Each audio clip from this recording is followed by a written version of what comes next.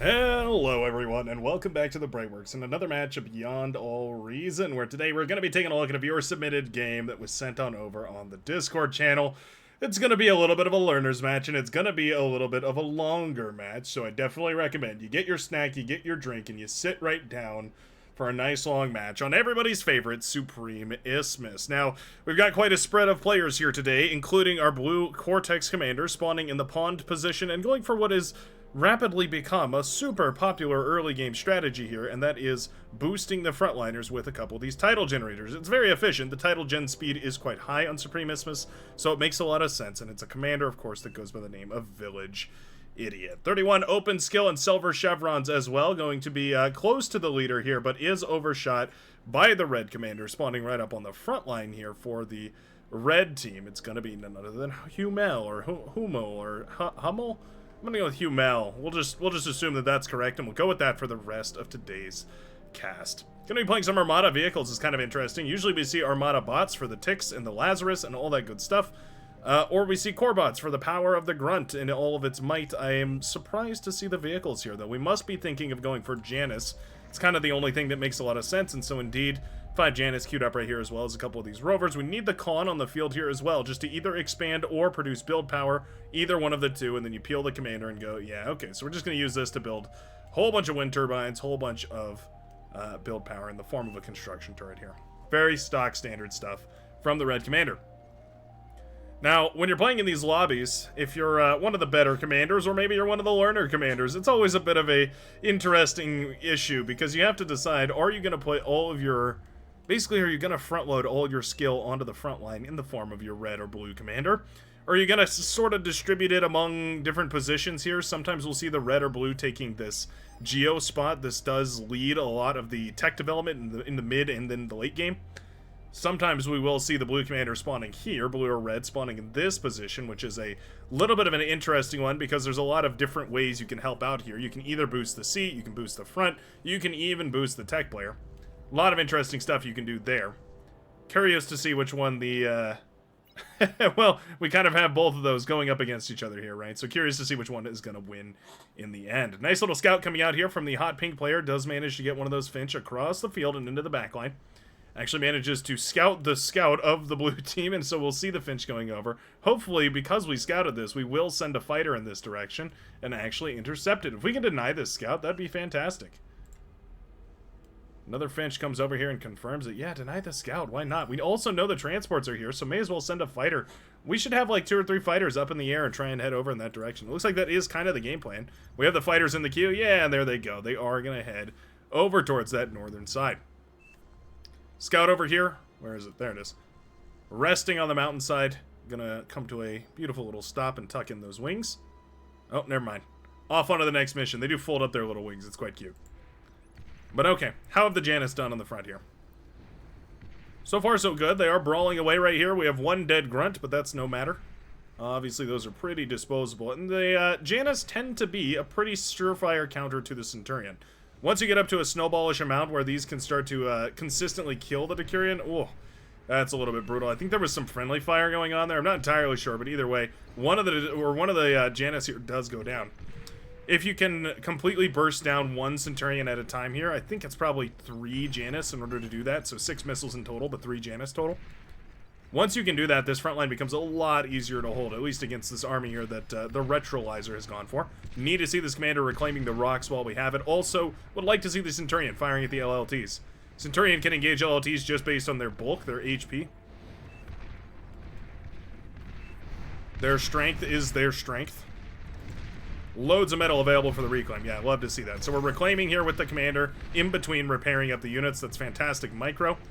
And you can see these Janus sort of wiggling around here and trying to contribute however they can, firing away those missiles, and then coming back to Big Papa to get repaired back up.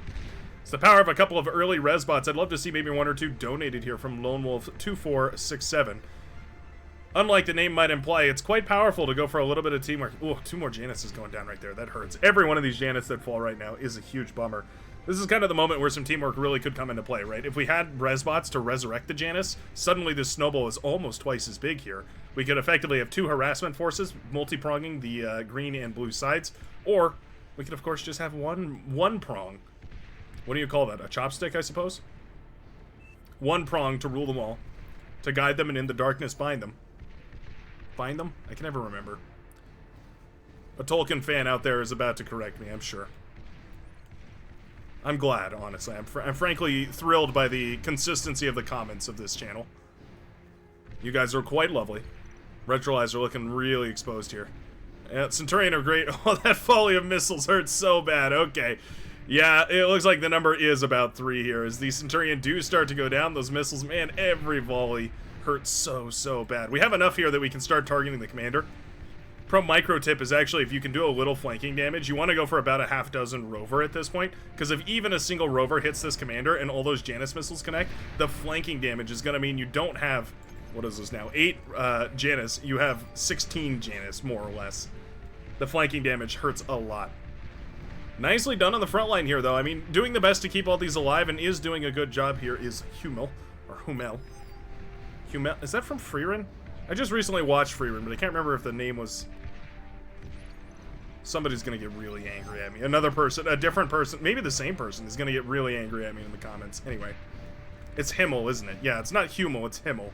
Himmel the hero. They probably already commented. Yeah, that's how it goes. I was too slow. I can't beat a paused video, unfortunately. A little friendly fire there. Not the end of the world, but a little friendly fire. Tom Lockwood and the Retrolyzer both in a lot of trouble. It's funny that a lot of people complain about the Decurion out of the Legion lab. This is just as brutal to play against. This would be, what is that, about 6 Decurion worth of metal on the front lines here. Yeah, this is a uncomfortable army to face right now. Basically, the way you beat this, by the way, is just spamming grunts. We've gone for thugs, which have died one by one, so now Tom Lockwood is completely drained of metal.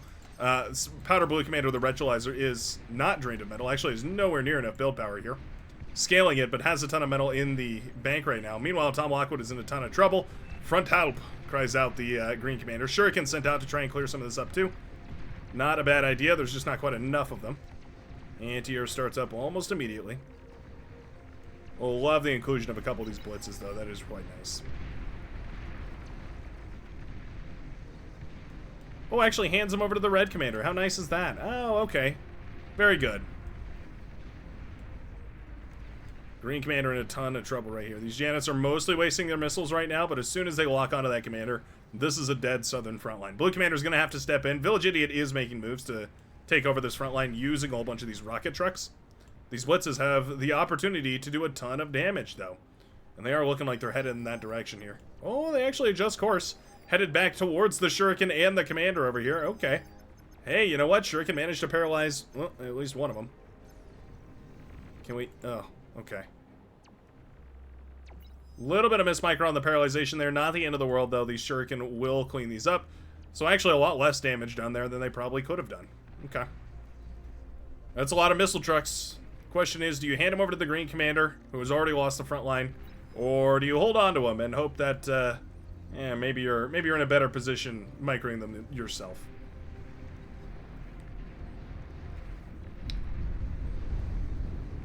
To finish my thought, though, earlier, the solution to this is a handful of grunts. Basically, you just try and stall the front line out as far back as you possibly can, and then you build up grunts and you save them up and you save them up and you save them up and you save them up, and eventually you have a whole army of grunts, maybe 50 or so grunts.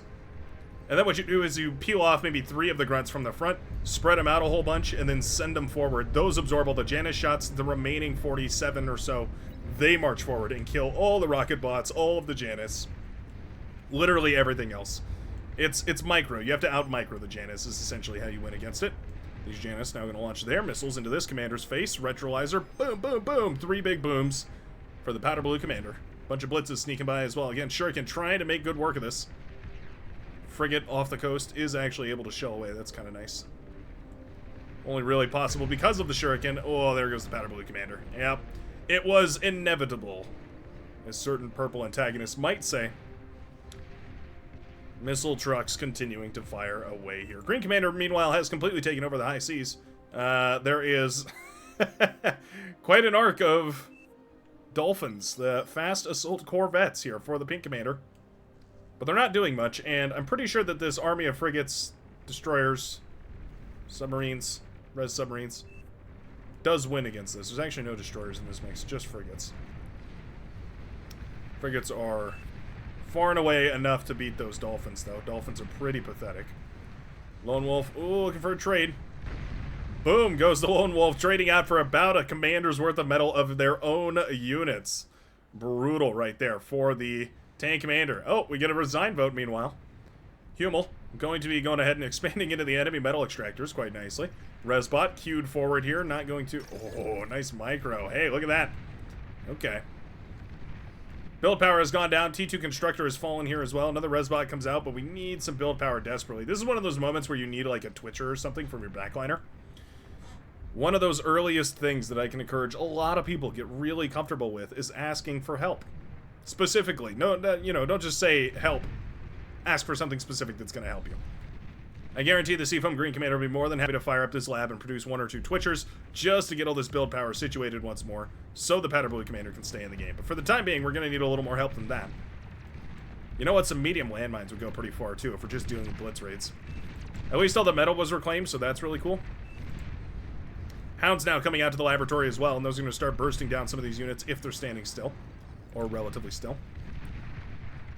They're shooting at the walls, but the AoE does not care. Concussive blast, only so slightly offset by the wall. And beyond a reason, not actually offset at all. Alright, Fiends coming out here. Those are going to burst down the blitzes really, really nicely. Sprinters as well. Okay. Blitz is finally cleaned up, but yeah, I mean, the Powder Blue Commander here, Retrolyzer, in a ton of trouble. That is the Red Commander down. My goodness, yeah. A couple Destroyers off the coastline managed to kill that Commander alongside, of course, a whole bunch of Hounds. And all of a sudden, this front line is flipping its way slowly but surely back towards the blue team. Metal Extractors still in the favor right here of the red team. Pardon me, of the red team. But that's rapidly changing. Destroyers doing a wonderful job of firing off the coast right here as well. More and more of these blitzes coming out. Are these just being, like, handed out by the brown commander or something? Oh, yeah, they sure were.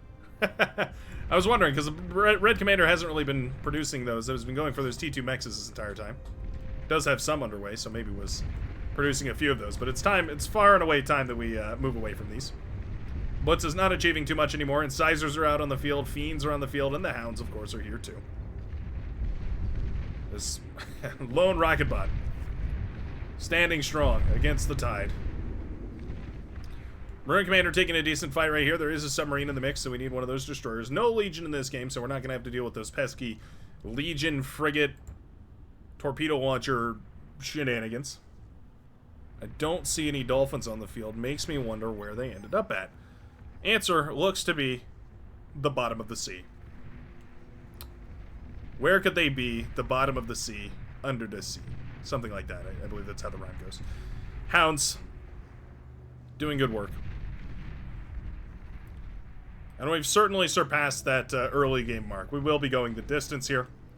Backliners looking to start up that T3 economy. We have these fusion reactors, so you can see in the last cast we looked at, these were a little bit cheaper, also produced a little bit less energy. They were, what was it, 3,350 metal, and produced 750 energy. So about a quarter of the production reduced. 75% total production, another way of putting it. And then you had effectively a little less than that, like a 30%, no, a 20% cost reduction. Something like that. I don't know. The math isn't mathing, but you know how it goes. Feel free to do the math in the comment section as well. There's a third person out there for that. This fight is looking much and much worse for the Maroon Commander the longer it goes on. These frigates are trading out quite nicely, especially with a little bit of flanking. The frigates can do nasty damage. Shuriken coming out to help is quite nice here, too. Yeah, no anti-air available, so you may as well. Not sure the construction boat is the prime target here, but either way, man, it won't even really matter. They barely paralyze that thing before it even really gets any value. And those Shuriken, oh, you know what? Taking out these torpedoes would be quite nice. If we can take these out, that would certainly help quite a lot. Fighters in hot pink are building up right here. We also had fighters... Did we not have fighters? Oh, I guess it is all hot pink. Okay. Oh, anyway. Shuriken getting a little overambitious here. Big old fighter clash as the T1 Valiants do collide with each other. Gonna be the Cyan Commander that takes it by a mile, though.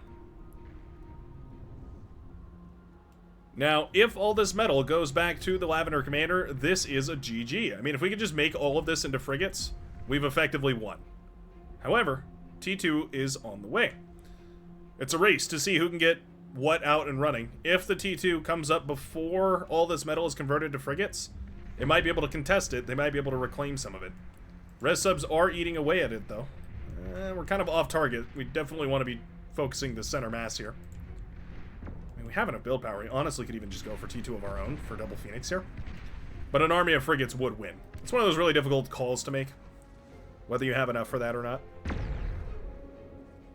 Pulsar Tachyon Accelerator out here in the midsection. Sharpshooter also firing away, providing a whole bunch of firepower to a now barren front line. Nobody bold enough, save for the red commander, to get these T2 mexes up and running. But very nice to see that we have. These T2 mexes are super, super valuable.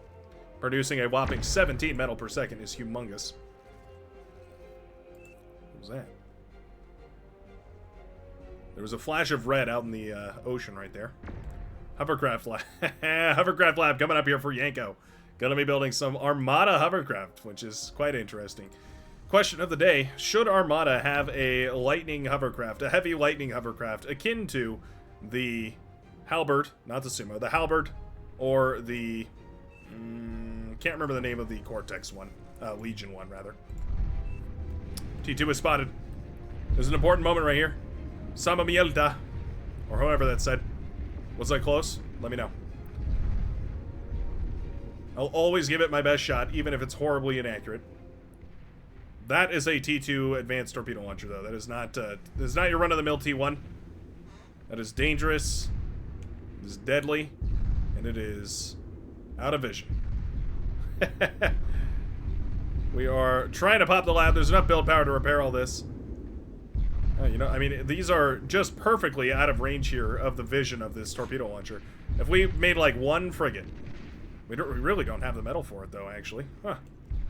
All of this has been reclaimed. Yeah, what a fantastic job here from Lavender. I don't know where the metal's gone because there's not nearly as much. There's not nearly 6,000 metal on the field here. Somehow or another, the metal has disappeared. But either way, still fantastic. Denying it to the enemy is just as good. Oh, I accidentally moved within range. Yeah, can we get the build power out? Oh, there we go. Okay. Vision comes up and running. Lamprey will be able to fire away, and boom goes those submarines.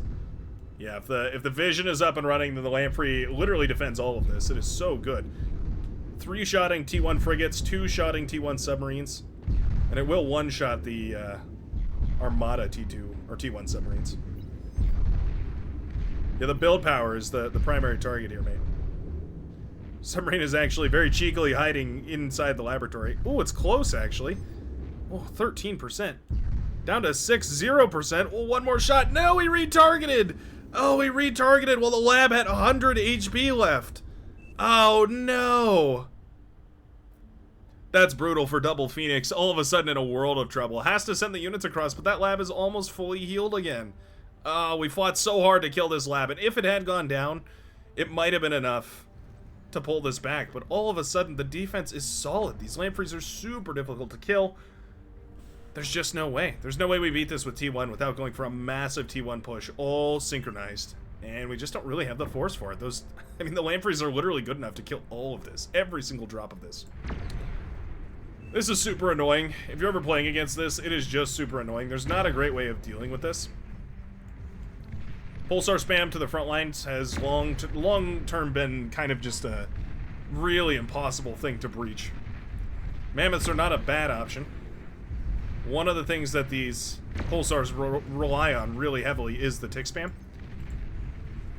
So Junos, in order to shut down the ticks, is also quite popular. Man, Pulsars rather can do so much damage at range. Love the T2 walls included here as well from the yellow and red commanders. That is a nice little touch. Want to know a fun micro trick? You select your walls, and then you hold Shift, Control, and Alt all at the same time. It will wrap any building you're highlighted over with whatever building you've selected. This actually works with anything. You can wrap, you know. Say you wanted to wrap this in Aphis. It'll try its best. It is quite funny. You'll get some funny patterns out of some buildings, some Some of the larger buildings, for sure. There you go. Wrap your T2 lab in APHIS. Now you know. Why has Green been sitting idly here? Oh, we're going for fusion reactors. Naval fusion reactors. This sort of title spam is actually a lot more efficient. I'm glad to see that we are going for this, but typically the way you want to do this is basically you build all these naval engineers, and then you build a giant field of title generators. You hold the space bar and let go, and it'll distribute that command between all the naval engineers, and so they'll all go to work simultaneously. Super, super easy way to scale up your production. It's a great way to increase the energy, get that economy going, and then you only have to build a bunch of T1E converters too. Because the naval economy scaling is a little bit different, it's a little bit less efficient than any form of land-based eco-scaling. You do want to always try and make the most efficient use of it. Glad to see the Lavender has made their way into T2 as well. We will have those T2 mexes coming up, but my goodness, are we delayed on these T2 metal extractors. Says, bruh, scaled. I believe we've been waiting for that T2 constructor for a good long while. At the very least, we could pull this con and maybe try and help out with that. Wow. Ambitious plans from the Blue Commander with a field of APHIS tucked behind the sea that was not conquered. Surprising. But here we go. I'm going to go ahead and speed this up here. Our front line has devolved into stalemate, and it doesn't look like either team is really interested in pushing forward here. The only engagement will be on the high seas, where Double Phoenix's commander has been spotted. Hello?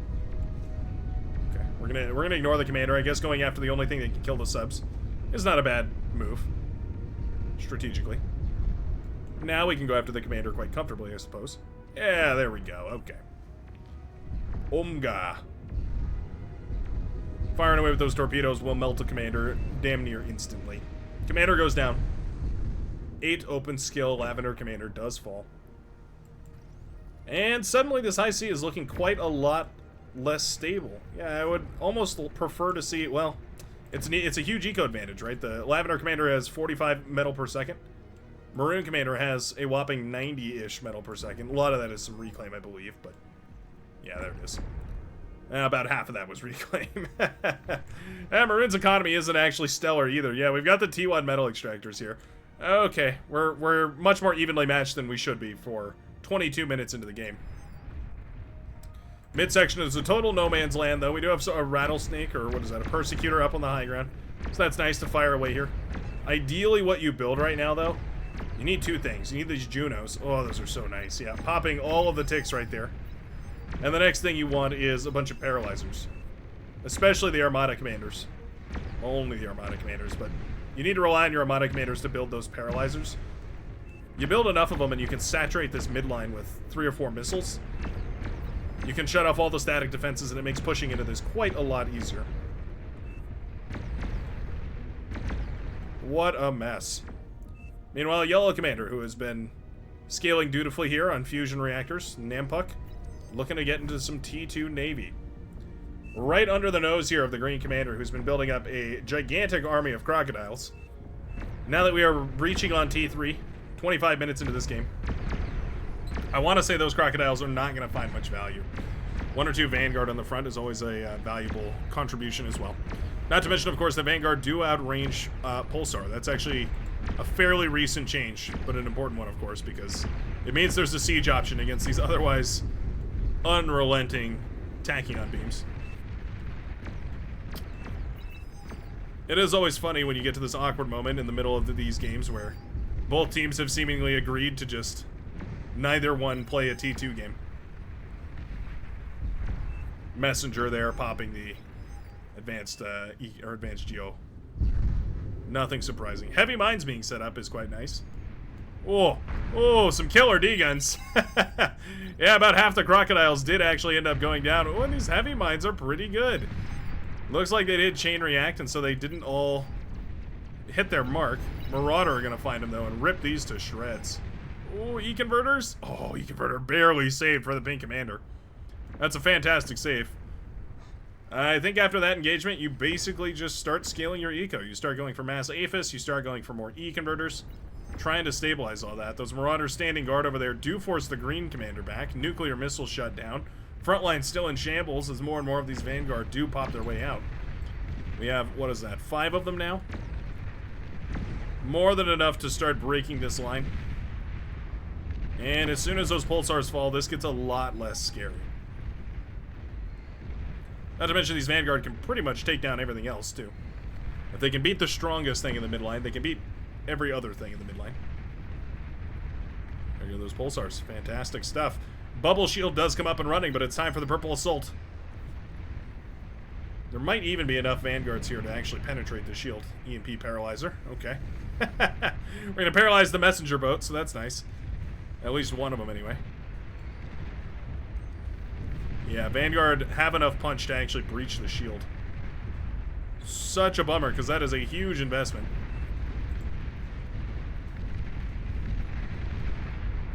Heavy bombers produced now by Axumango, the Cyan commander, floating loftily over the green side.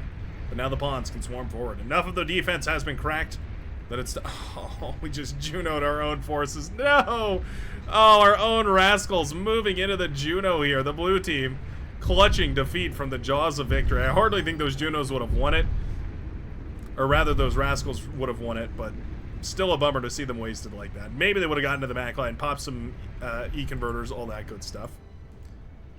Heavy bombers making a play here for the geothermal. It is just a regular geo, though, so actually not much damage taken at all. No anti-air whatsoever. Anti-air. That's a nice nuke right there. Connects in the midsection and takes out basically everything else. Oh, are we not retargeting the... Oh, no. Oh, bombers were not retargeted. Yikes. We are critically lacking in anti-air. Hopefully this is the wake-up call here that the blue team needs. No way. The bombers make it all the way to the Aphis in the backline. The purple commander. Sheesh. That's a clincher for sure. It's got to be a moment right there where the purple commander thought they just about lost it all.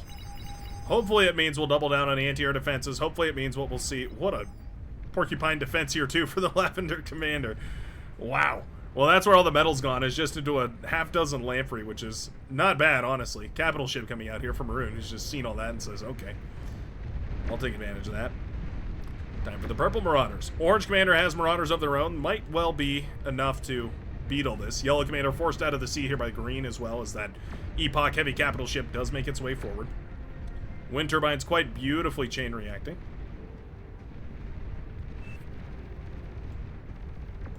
Oh, we just need to pop the E-converters here. Little bit of retarget. Little bit of magic. Oh, don't tell me. There we go. Okay. E-converters pop, meaning the tank commander is no longer going to be able to spam 1 bajillion medium tanks. Oh, the build power chain reacts too. It's worth skipping a row every once in a while if you're going to build a big thing like this, just to make sure that not all your build power goes down every single time. Marauders, however, are counteracted, so that's quite nice. They should have pivoted and taken out this Aphis. Going for the guaranteed damage is almost always better. The nice thing is, though, they did actually recognize the orange Marauder threat. AGO still up and running. Was that a nuke? Oh, wow. What a cheeky little nuke spot. That is impressive that we managed to scout that, is all I'll say. Must have been a scout plane that snuck by somewhere and somehow, despite all of these Mercuries everywhere. Razorback's cleaned up too. You know what? AGO is risky, addicted to Allah. Certainly saying his blessings, as that base was basically doomed from the start, and the goodwill of the teammates managed to bring it back. Time for the red team's counterattack. We are flipping on our heads here as now the Marauders run forward. Welders and medium tanks. And what is with the medium tank spam? Is that just the dream of every commander, is to produce 10 billion tanks? I honestly can't be... Oh! Well, there goes the Aphis. I missed it by a hair. But there goes the Aphis and Tan. It was inevitable. Yeah, that was the anti-nuke going down over here. One nuclear missile that's gotten enough value. 179 kills. Razorbacks sprinting out to their death here. My goodness, what a mess. The field of corpses actually becoming quite difficult here for the Marauders to traverse. One of the weirdest counters I've seen to Marauders, but just the sheer fact that they can't step over their own bodies. Tom Lockwood with some killer D guns here.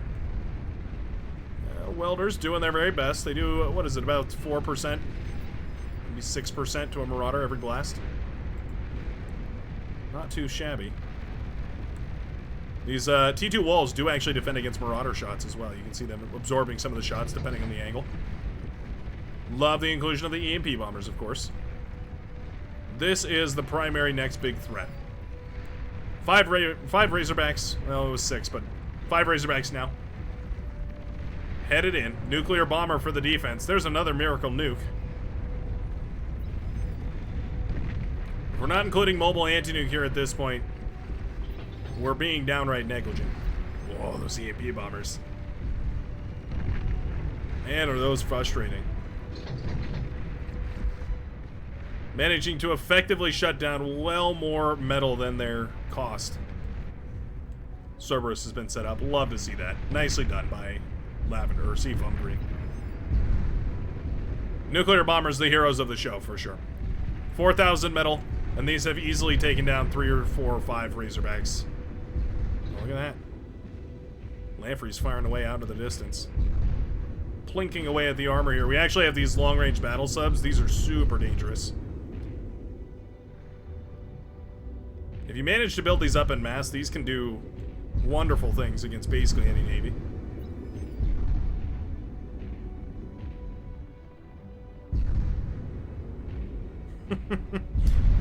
Every volley is a handful of boats going down, but this is primarily just a spam of buccaneers, so we're looking at a really, really difficult time, a difficult matchup for these submarines.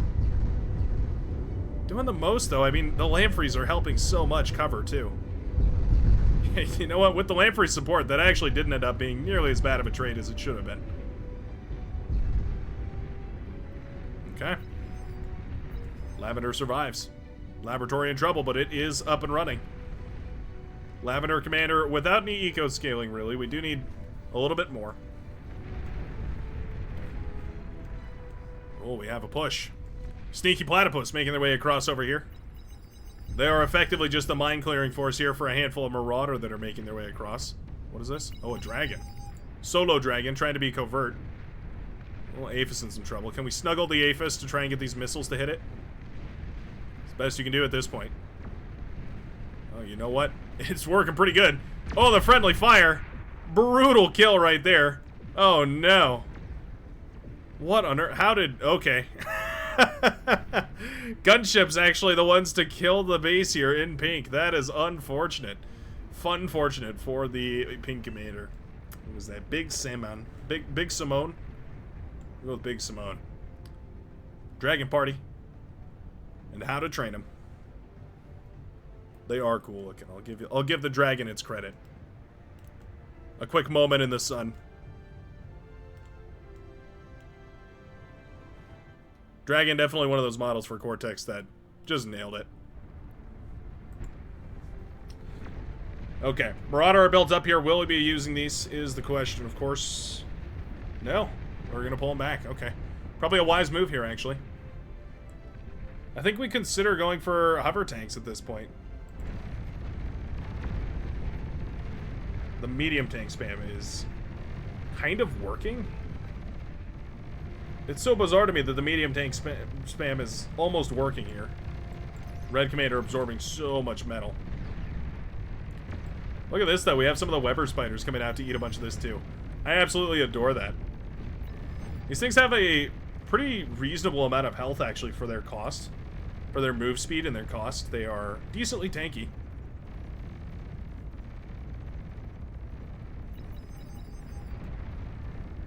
Means they can clean up these T3 battlefields even under decent-sized fire. Do we have more EMP beams? We have another abductor making its way out. Can't abduct those T3, unfortunately.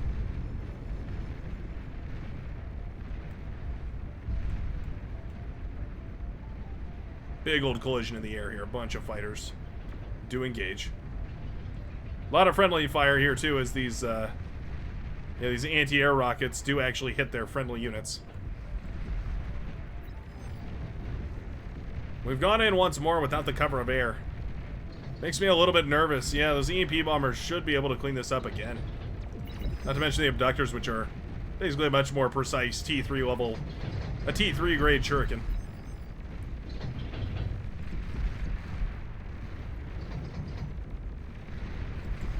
Really struggling quite a lot to find a target, though. It's all cleaned up real nice. Thor immune to EMP, of course, means it will also not really struggle under these EMP bombers' cover.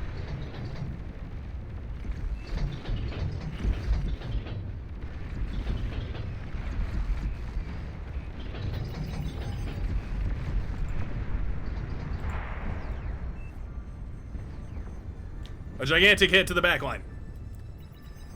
The sneaky push of Marauder actually did recommit. They take out the entire backline here of Orange. Titans all fall. 41 minutes into the game, and our first successful major attack has actually managed to land. Marauder will be firing away its missile here. I think the rest of these Marauder get cleaned up by the Razorbacks pretty easily. Maybe if they had hugged the wall, they might have been able to pop the build or the E-converters here of the Red Commander. But the capital ship also weakens this side. This has triggered an all-in response. The Orange Commander managed to squeeze out an impressive number of Titans before this happened, before the base went up. Now the Titans are melting apart the Thor. We also have the nuclear bombers trying to work on these. Oh, we need air support. If we dedicate all our resources to this push, there just might be enough. Shiva over here, being shut down by the abductors and nuclear bombers. Purple just spamming out the nuclear bombers. Just a ridiculous number of nuclear bombers. Hey, here come the dragons. Alright. Dragons working as an effective anti-air system. Yeah, look at that. Their anti-air is pathetic. But if you have 24 dragons, it'll be more than enough. Was that the Juggernaut going down? Sure was. EMP. You can EMP Titans. It's like their one major benefit. Fighters struggling so hard to engage against these. You need a pre-existing swarm of T2 fighters to kill a swarm of dragons like this. Sending them in one by one, it just doesn't work. Another impressive explosion here as the Pink Commander's dragons managed to actually make it not into just one base, but fully into the entire blue backline. This match might not be as over yet as the red team might have feared it was.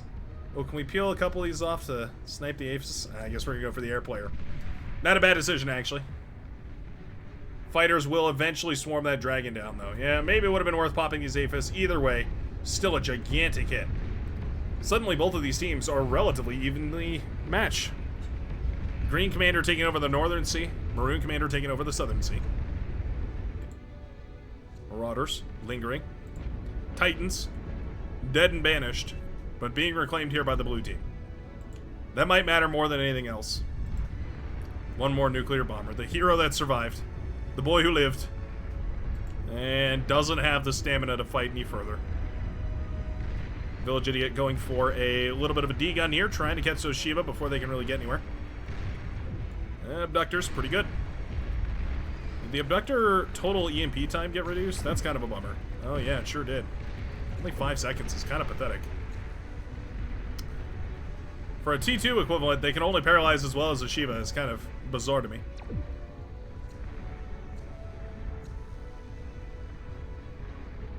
But the D-guns do connect the abductors as well. Oh. When in Rome, you've got to paralyze Shiva. You may as well. Capital ships are having a feast here, though. It's kind of awkward. A lot of anti-air bots were pumped out. Yeah, blue team not happy to have that happen again. Shiva has been captured. Okay. Its circuitry overwritten. Its processes bypassed. Medium tanks, of all things, making a push. The swell of fat boys.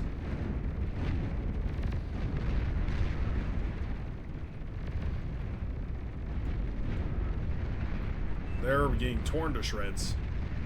Ideally, I think you spread your fat boys out quite a lot. You don't want them shooting at each other. Hero Juggernaut making it across. finding the brown base, which, despite having the AGO in it the entire time, has managed to survive this entire game.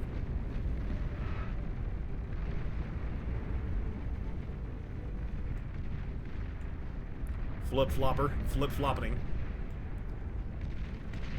Juggernaut firing away here, and this will certainly spell the doom of the brown commander. Unless...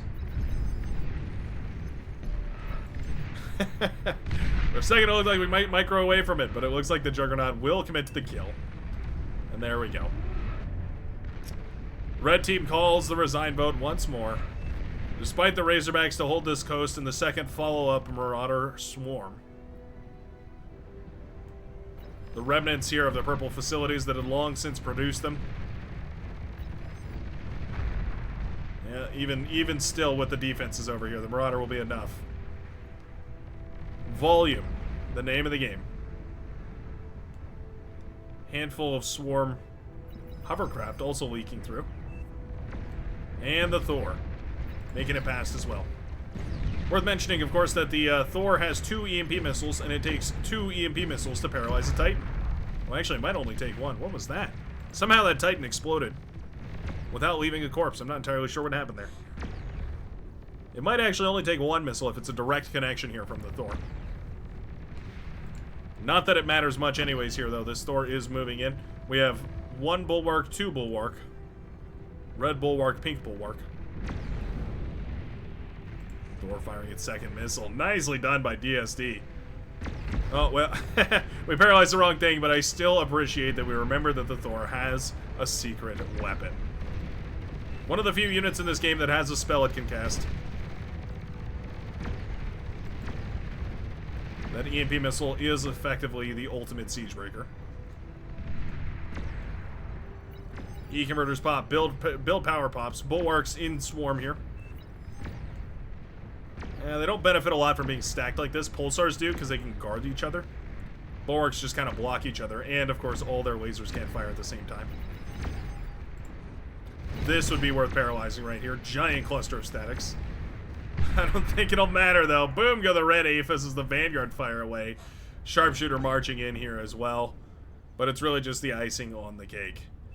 The final swarm heads onward. What we want to do is group up these fighters and target down these dragons one by one. Yeah, pink fighters coming out here. It does basically come down to who can produce more fighters right now. There is anti-air though. We want to fight under the anti-air. Anything we can do to keep these T2 fighters alive. Yeah, the anti-air is pretty thick. Those chainsaws cutting down the dragons quite nicely, actually. Only do about 1% per shot. But you have 3 of them and firing 4 bursts per second. They'll do quite a lot. Sharpshooters here. Oh, accidentally running a little too close to the gunship. Where do we not have radar? Oh, I don't think we do. Oh, how funny is that? Yeah, radar only extends so far, so these are actually perfectly cloaked. Vanguard on the hill has the opportunity to do the funniest thing ever. Did we have vision of this? Oh, we sure did. That's an easy target. Dragons. Sliding their way down the hillside here. We're gonna go for this base. Okay. Can we hit it from there? Wow, we sure can. LB.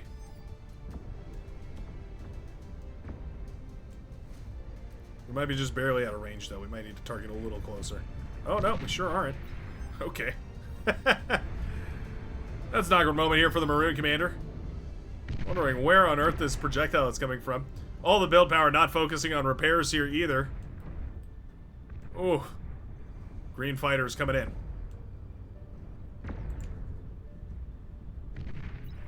Aphis in trouble. We're focusing on killing the Juggernaut. Meanwhile, a much more menacing threat lurks on the hills. Oh no. One more shot, I do believe. Build power has not been repairing. Oh no. Boom goes the base in Maroon. What a snipe right there. Maroon Commander loses it all And yeah, that will be that. The resign vote is concluded as the red team goes down in flames under the boot of blue. Very, very nice. Love the snipe right there from the hero Vanguard with 48 kills to his name and one entire base as well. Very cool stuff. Thanks a ton for watching, folks. If you made it this far, sure hope you'd consider joining the Brightworks, where, of course, you're more than welcome to hit the subscribe button and go check out the Discord channel, which does have the replay submissions channel in case you'd like to see your own game posted here. I do pick from that quite often, so there's pretty good odds if you put the game in that channel, and it's your very best game you've ever played. But more importantly than all that, I hope you have a fantastic rest of your day, and I will see you again in the very next game of Beyond All Reason. Peace out, everybody.